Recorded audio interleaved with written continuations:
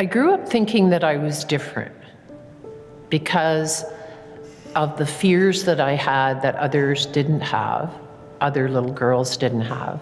And it was always pointed out to me by my family that I was different. And in their case, they called it weird.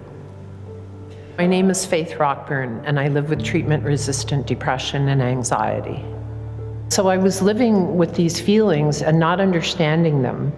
And it was terrifying. It was terrifying to be afraid all the time. It was terrifying to wake up and be sad and you didn't understand why. And to not be able to talk to anybody about it, I think is one of the most terrifying things I've ever been through.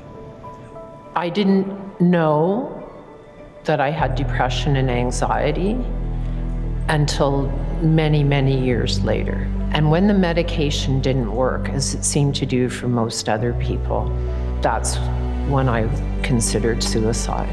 And that's when the ideation became so frequent.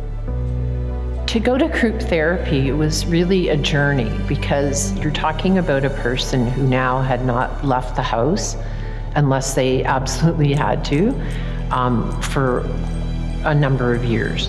So just the action of leaving the home was huge. And I remember going across the front door and I was sort of crossing the front door barrier. It was sort of like I'm crossing the Atlantic Ocean.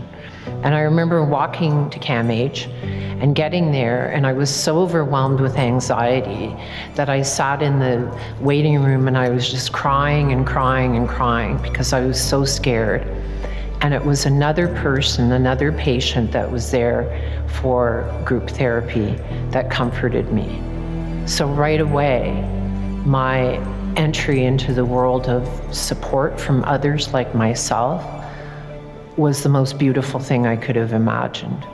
And that was the beginning of my recovery.